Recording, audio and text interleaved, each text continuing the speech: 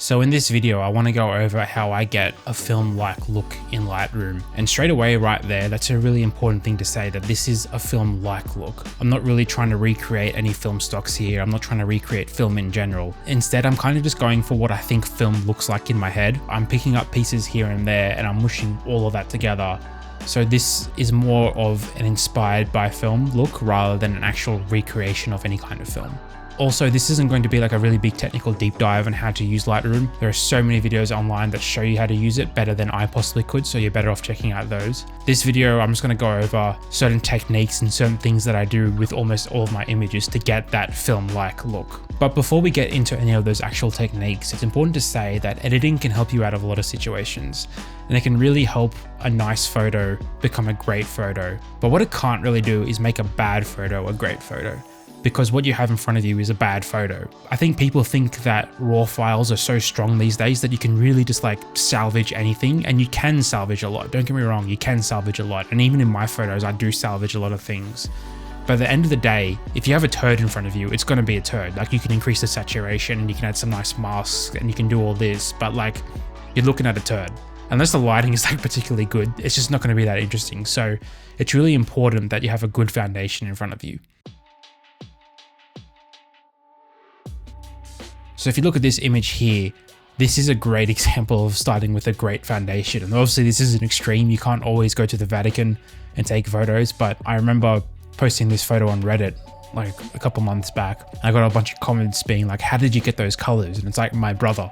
I'm literally in the Vatican, which is the most beautiful place in the world, one of the most beautiful places in the world. I don't really need to do that much to get the colors out of it. And if you look at the before and after, yeah, I tweaked the colors a little bit. It's a bit more blue and the orange is a bit more pronounced, but like, the colors are already there, so I don't really need to fight the raw file to get a good result here. What else I also want to talk about here is the highlights. Like, look at the bottom. Those highlights are completely blown out.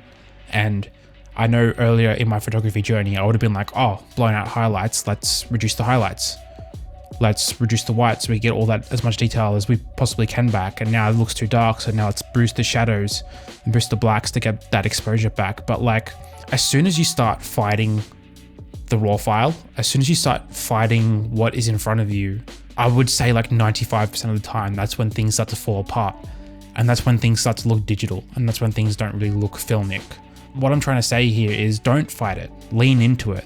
I remember when I took this image, when I was standing in this room, and to my naked eye, like, the floor didn't look that bright, but like, it was bright. It was super bright, these patches of light. And you can see in the raw file, like, I haven't really adjusted that. Like, I've kind of kept the intention of the image intact there. And I think that really helps get that film look across. I hope that makes sense. What I'm trying to say is, just don't fight what you have in front of you. If you have an image with blown out highlights, lean into it. And just because there's like information in the highlights, like I said before, raw files are so powerful these days. There's so much information in there. Just because there's information there doesn't mean you need it. Even when I took this image, like, you can see if I reduce the exposure, I've like completely clipped the highlights down the bottom here. Like, there's no information there at all, because I knew when I took this image that I didn't really care about if the highlights blew out, because it wasn't that important. In fact, I kind of wanted the highlights to blow out. I remember thinking that you really have to protect your highlights at all costs, but you don't always have to. I don't think so. It depends on the image. I'm going to say that a lot throughout this video. It really depends. It depends on the context. But in this situation, I feel like if I fought against those highlights, I tried to save as much detail as I possibly could, I just don't like how it looks. So work with what you have in front of you. And that goes the same for the shadows as well. So here's another image where I lent into the shadow of the image. So now we're going to somewhere completely different to the Vatican, to Ceduna in South Australia, the place to be, if you ask me, God's country. And you can see that I've completely obliterated the shadows down below. And don't get me wrong, there is information there. So let's just get this mask. I've got -4 on the mask here, completely obliterated it. There is information there. And I can even go up and really increase the shadows. And like, I could, like, now that I'm looking at it again, I could have made it work because there's a line going across, and I probably could have made a leading line kind of thing. Actually, I actually don't mind that at all. But in the moment, I decide to obliterate the shadows. And I think leaning into the shadows kind of makes this bright sky stand out a bit more without having to really increase the vibrance and saturation too far, because the actual contrast between lightness and darkness just naturally makes it stand out. But the point here is I'm using a mask. This is the next tip, using masks to emphasize what's already there. So the floor was really dark, even to my naked eye, the floor was really dark. So I'm using that shadow down below to really emphasize that darkness. Talking about using masks to emphasize what's already there, I also placed masks on these little lights here. So let's take those away. First of all, that's a different color. So I used the mask to make that the same color. But yeah, I used the mask to just like emphasize the glow. Yeah, so you can just see what I did there. I just increased the exposure, increased the temperature, and what I did is decrease the dehaze to give it that kind of glow. And I'll go in a bit to dehaze and clarity a bit later, but right now I'm just talking about masks. And here's another example where I used the mask to emphasize not the shadows, but the highlights. So I'll be quick on this example. So you can see on the right here, I have two masks. They're kind of doing separate things. This one's just balancing out the sky a bit. I thought it was just a little bit too bright. Honestly, it's so minute. I could just delete that and you wouldn't even notice. Doesn't really matter. But this one right here is more important because I'm placing it pretty much where the sun was when I took the photo, and I'm using it to emphasize the glow, the sunlight glow on the frame. So let's just delete that. Let's delete that. Again, it's pretty subtle, but let's put it back in. You can just see how it's just adding a bit of direction to the frame. It's emphasizing what's already there, in this case being the sun. Again, I increased the warmth a little bit, I decreased the clarity and dehaze just to emphasize that glow.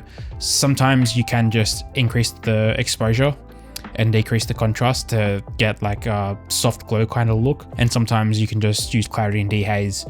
Just experiment with both of them. They produce similar results, but just in different ways. In this case, obviously, I just thought clarity and dehaze was the way to go.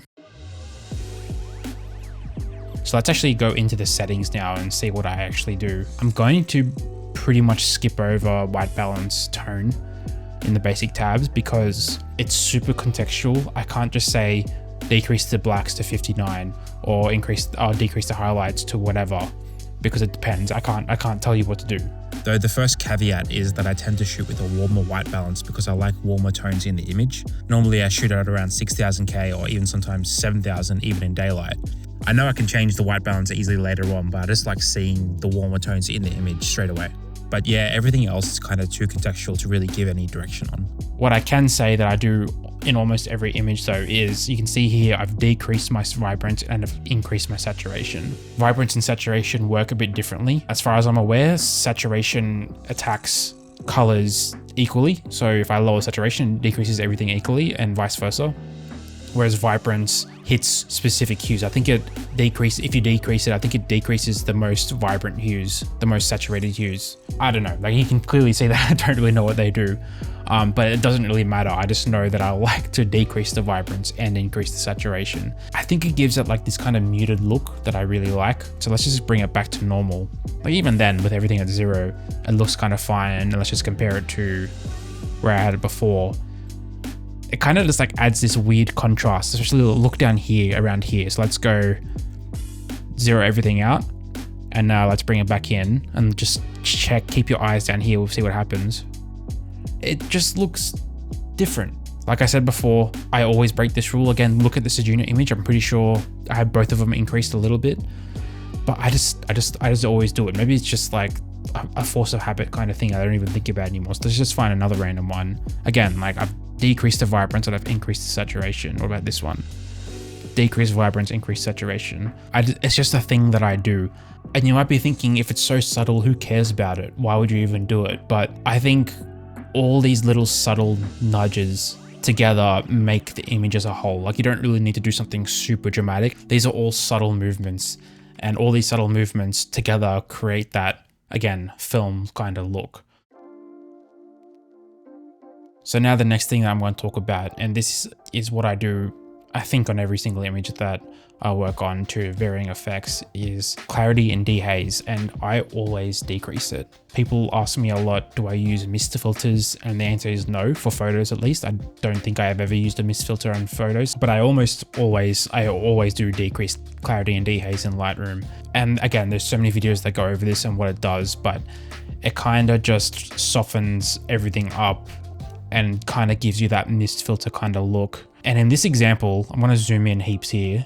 to the right here, and you can see that as I'm decreasing the clarity and dehaze, that's really emphasizing this chromatic aberration that's here, and it's kind of giving like a halation kind of effect. It's not quite halation, but it kind of gives off that kind of look. And you might be thinking, no one's going to even notice that. Like, it's literally right on the corner of the image, on the right hand side of the image. Like, no one's even going to notice that. But I don't think that really matters. I think even if it's on the edge of your peripheral vision, I think it adds to the whole vibe, even if you don't intentionally notice it. And even here, this is again a dramatic example. You can see around this guy, like it's completely, let's zero it out. The chromatic aberration is still a bit pronounced, but just decreasing that clarity, like especially there, like on his shoulders, like right there, I'm gonna go back and forth. Again, I probably wouldn't go minus 100, but it just kind of blooms everything out and in a really nice and pleasing way. So yeah, that's something that I do on almost every image. Again, now that I'm zooming in, you can see this guy is like totally, like his skin tones are completely obliterated. It's my favorite word for this video, obliterated. But yeah, decreasing clarity and dehaze is the way to go. And you can even do this on masks. I kind of went over this on the last tip about emphasizing light sources. So let's actually do that here, because you can see that the light is coming from this side of the frame and like hitting these walls. So let's emphasize that with clarity and dehaze. With clarity and dehaze, sorry. And let's use a luminance mask to only target, oh, wrong way. Let's use a luminous mask to only target the highlights there. And I'm using the dehaze to kind of increase the exposure and bloom of that light source. So let's just delete it, undo. Again, a subtle effect, but I think it looks kind of cool. I think in the actual image, the final image, I didn't actually do this, but again, I like it. I think it looks pretty cool. But yeah, decreasing dehaze and clarity on almost all my images, I think that really helps the vibe of the image if you do that. It's really important to note though that if it's obvious that you've decreased the clarity and dehaze, then you've taken it too far. This should be more of a subtle kind of effect. And I know I'm guilty of this. Like, I always upload an image to Instagram or whatnot.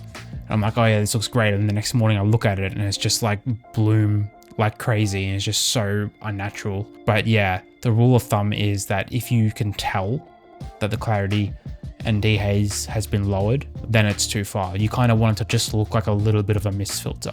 Again, I can't really give out numbers. I can't say minus 20, I can't say minus 10, I can't say minus 30 or whatever, because it's dependent on the image.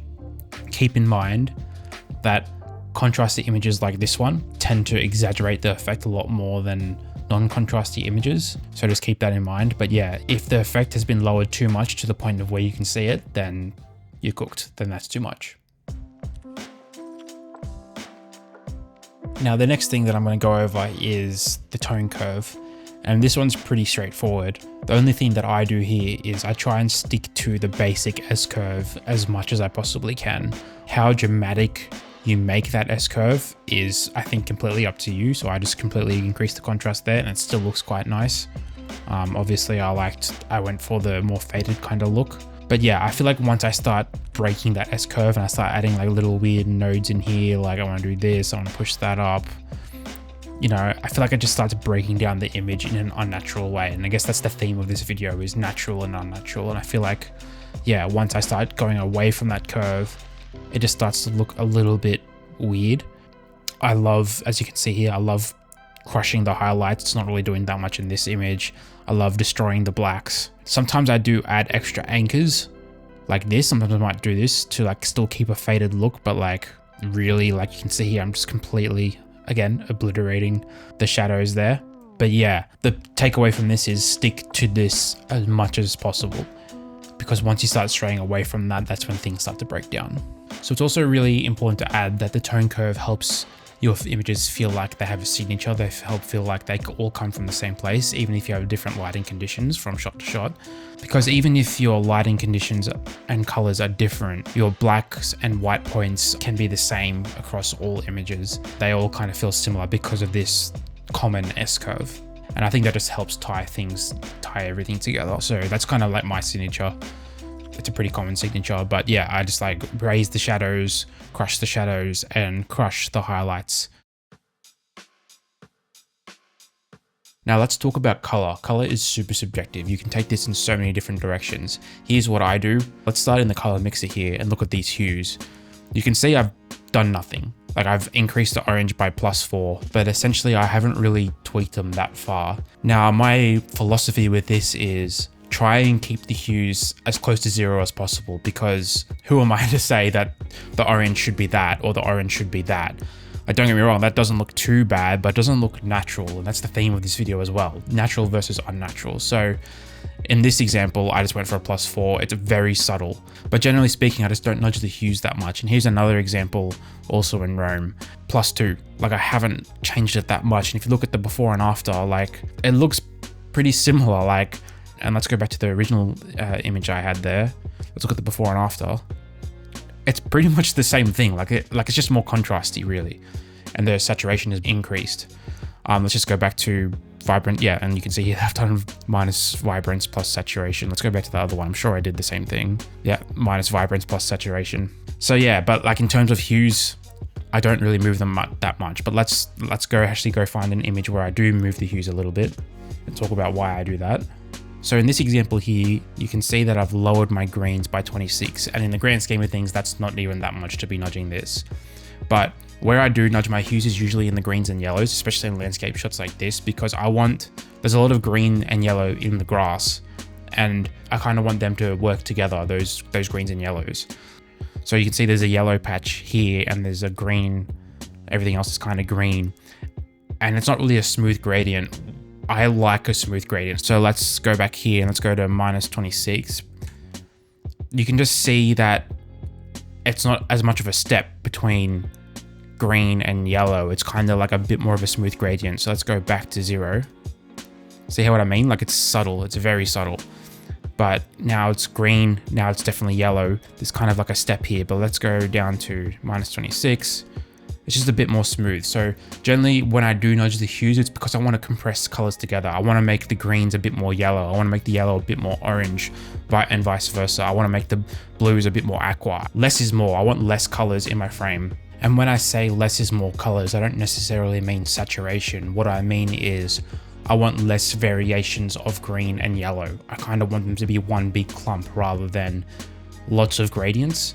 Same with the blues, same with the oranges. I don't really want a rainbow in front of me. I kind of want like one green. I kind of want one blue. I kind of want one orange. And the hue tools really help me get that one kind of shade.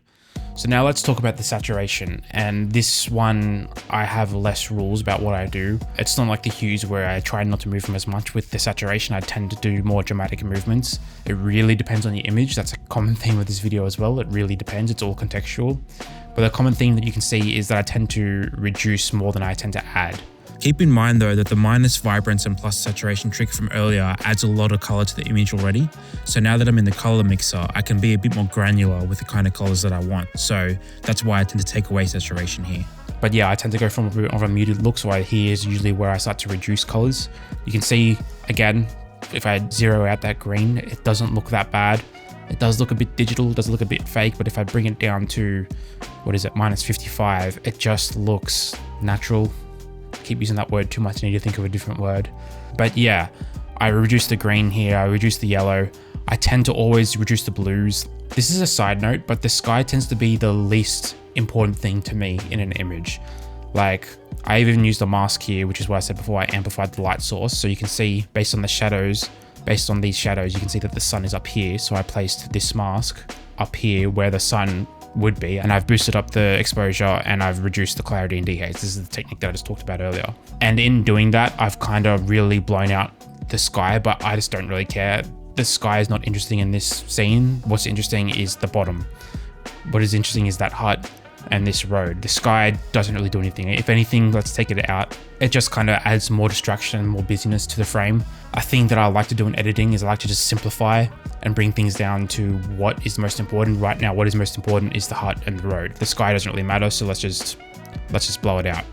Now let's just go back to the saturation now. As well as that sky mask, I also tend to reduce the blues a fair bit. This here I did minus 45, which is a pretty extreme example. Like I said, the sky, unless the clouds are super interesting, or unless it's like a sunset or a sunrise or whatever, if it's a middle of the day shot, the sky is really not interesting to me at all. So I just really emphasize the sky with a mask and blow it out, as well as I always tend to reduce the saturation of the blue. Again, what am I going to say here? It's contextual. It really depends on your image. If you like the sky, then maybe you shouldn't do that, but this is just what I tend to do. But with the saturation, yeah, I tend to reduce the yellows, I tend to reduce greens, blues, and I always reduce purple and magenta almost all the time. So let's just find a random image here. Let's just see what I've done. So here's a street image, and again, you're seeing a common theme here of I'm not really nudging the hues that much, and I'm reducing the similar kind of colors. So I'm gonna reduce yellows. There's no green in this image, so it doesn't really matter, but blues, purple, and magenta, I always tend to reduce those colors. Let's try and find another random image in a different cities. Let's go to Australia. You can see a similar kind of theme here where the hues, I literally haven't even touched them at all.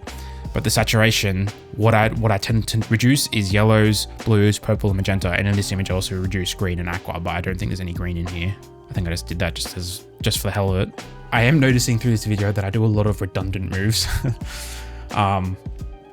Think say of that what you will, it's just that's what I tend to do. But yeah, I reduce the blues to give that muted look. Purple and magenta, I just don't like purple and magenta. I think they're the worst colors ever. The only time that I would potentially boost purple and magenta is for a sunset, but any other time I'm just getting rid of them. I don't care about purple and magenta, but just get it out of here. But yeah, the common thing with saturation that I do is yellows, blues, purples, magentas tend to reduce. But yeah, play it by ear. Don't just go in and reduce yellow because I said to reduce yellow. Look at your image and see if you even need to reduce the yellows, but all I can say is that I tend to reduce them. So now let's go over luminance. Now, for the longest time, I didn't really know what to do with luminance. I always just randomly adjust sliders, but now I have a bit more direction, and that direction is to reduce the luminance. I feel like what makes film colors look like film colors is they kind of have like this really deep saturation. What do I mean by deep saturation? So let's look at this hut here. And you can see on the reds, I've reduced it by -66. So let's bring that up to 0 now. It's pretty noticeable. Let's bring it back down to 66 when we zoomed out. Especially with the reds, I think really reducing the reds, the luminance of the reds really makes things look filmic. But I even went a step further and I actually used a mask to only target these reds. It's a pretty advanced, convoluted kind of mask to really capture those reds. But I further reduced it by 44. And did I do anything else? Let's see what that does. So that actually made a huge difference. So let's add the mask in. Let's take the mask out. Let's zoom out. Mask in, mask out. Like, it has that really deep luminance. You know, I'm trying to think of the word to use. It has a deep luminance, but that just makes it look more filmic, for lack of a better word. Now you might notice here that my saturation, my reds are actually quite high, like above 70, around 80. I find that if I am reducing the luminance a lot, like I am here, like the luminance is down by 66, plus the mask is down by 0.44, the exposure is down by 0.44. I find that if you start to reduce the luminance by a lot, you have a lot of leeway to bring up the saturation. So let's bring the saturation to 0. It's pretty dull. The luminance is quite low, so I think I have much more room to even boost it up more. So let's put it up to like 90. That's probably a little extreme, but it still looks passable. It still looks totally fine. So yeah, I find that if you reduce the luminance a lot, you have room to increase the saturation. You can see here that I also have decreased the luminance of the greens. I just tend to like the deeper look of the colors. I just tend to like deeper colors. So the greens are reduced a bit. Let's try and find another example. There's one here. Give me a sec. Here, you can see this red, this orangey kind of red on this church thing here, and a little bit down there as well. The luminance I haven't actually reduced. I've reduced the sky just a tad. Very subtle. Again, you could zero that out and it's exactly the same image, but again, I use my mask here to really target those reds. And let's just get rid of that mask. You can see how different it looks. That's actually a huge difference. So what have I done in this mask? Again, I just used the color range, the color tool to highlight those colors, and I just tidied it up with this gradient down here because that color was all in the grass and I didn't want to affect the grass. I only wanted to affect these parts of the church, like here and down here. And I've lowered it by 1 stop essentially. And that kind of gives it that color, that deep kind of luminance that I'm talking about. But yeah, let's bring it back in. Let's take it out. Let's bring it back in. Let's take it out. Just adding that accent that deep accent of color there really, again, helps give it that kind of film vibe. So I'm kind of talking about masks and luminance, but I'm using the masks to adjust the luminance of colors. So don't get confused here. Like, I am still talking about luminance. I'm just attacking luminance in a different kind of way. And this is a good example of just being in the right place at the right time. Again, everything here, there are exceptions. There are always exceptions to everything I say. So you might have like a patch of red in your image and reduce the luminance, and you're like, man, this looks like crap. It depends. It really depends. So just keep that in mind. Now, this is the most important thing, or one of the most important things, and that is grain. If you've watched my videos, if you follow me on Instagram, then you know that I love grain. I add so much grain. People sometimes ask me, it's like, why do you add so much grain? It's because I like it. There's no other reason why, I just like it. So you can see here, like, these people's faces, you can't even really see them because I have the grain up so high, but like the image is actually quite clean and sharp. Like, it's a really clean image, but to me, that just doesn't look that good. It looks like I'm looking at a JPEG on a computer screen, whereas if I add grain to the image, it just feels more tangible. It feels like I'm actually looking at a photograph. And that's probably the most pretentious thing that I've ever said, but like, it's true. Like, it just feels like I can touch it and hold it, and it feels like a real object. And without the grain, it's just like, it's too clean, it's too pristine, it's too sharp. Again, I always say that I can't really give out numbers, but I'll just give out what I usually do. Like, usually my grain is over 40. My size, the size is the most important thing here. So I kind of think of the size as like resolution, because the more you increase the size, the more blurry the image gets. So let's decrease this. You can still see the grain is pretty small, but it's a lot more sharper. So let's just increase it heaps. You can see that now that I've increased it to 50, now it's just like super blurry. I like that blurry look. I don't know if that's too much. I kind of like it. It is what it is. This is so subjective. This is probably the most subjective part of this video, of the techniques that I use. You either love grain or you hate it. But anyway, so the roughness kind of does what it says on the tin. I feel like the lower it gets, it looks a bit fake there. So I usually put it to around 50 or so.